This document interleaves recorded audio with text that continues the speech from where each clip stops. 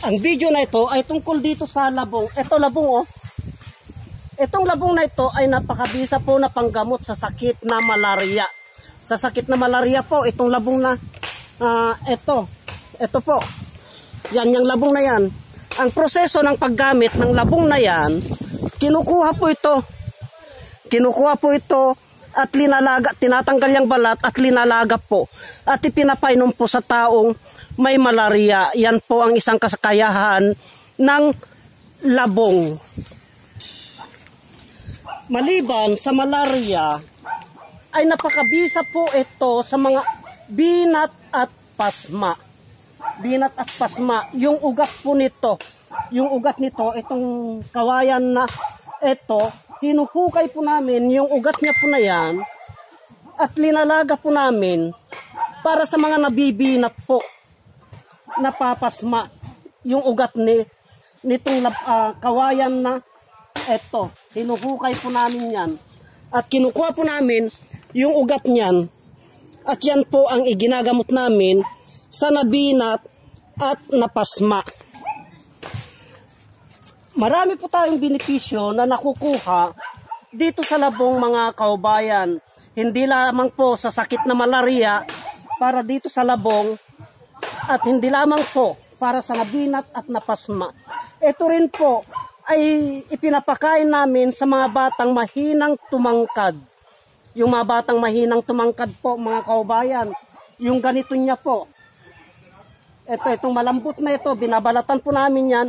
At yan po ang ilinalaga namin at laging ipinapakain sa bata na mahina po ang mga buto, mahina po ang mga buto, mahina po ang tumangkad, mahina po yung mga buto niya mga kaubayan. Isa po yan sa kakayahan ng labong ng kawayan.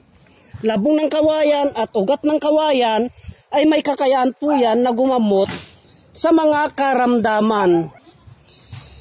Yang ugat po ng kawayan na yan mga kaubayan ay napakabisa po sa binat at pasma. Hinuhukay po namin yan, yung ugat niya na yan at ilinalagat po namin para sa mga nabinat po at napasma. Lalong-lalo na po yung mga kababaihan na bagong panganak po. Dahil subok na po namin yan sa mga kababayan na bagong panganak dahil sa mga lugar ng mga katutubo.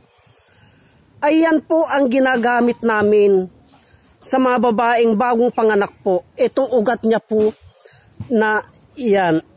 Kahit anong klaseng, maraming klase ang kawayan po.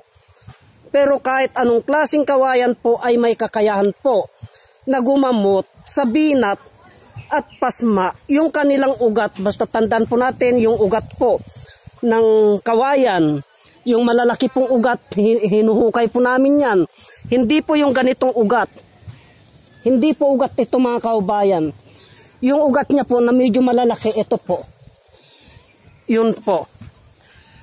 Ang kinukuha namin at may kakayahan na gumamot sa binat at pasma.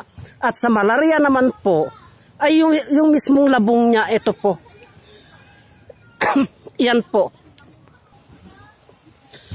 Yung katas po ng labong na yan, nalulutuin po. Kailangan lutuin po yan, ipakulo po yan mga kaubayan, o kaya iihaw po. Tapos ilagay po sa tubig na mainit. Yung katas niya po, yung pait niya po, yun po ang may kakayahan na gumamot sa sakit na malaria. Sa mga kabundukan po, ayan po ang kadalasan na ginagamit namin sa ating mga kapatid na katutubo. Pagdating po sa malaria, kasi hindi naman po lingid sa ating kaalaman mga kaubayan, na kadalasan na tinatamaan ng malaria ay yung ating mga kapatid na naninirahan sa mga kabundukan, yung mga katutubo. Pero nang dahil po dyan, sa labong ng kawayan, ay nakakaiwas po sila sa karamdaman na malaria.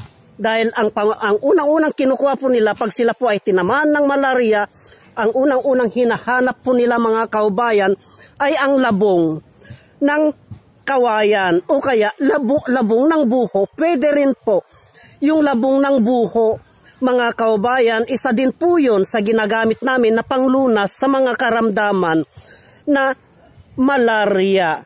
Hanggang dito na lamang po at marami pong salamat.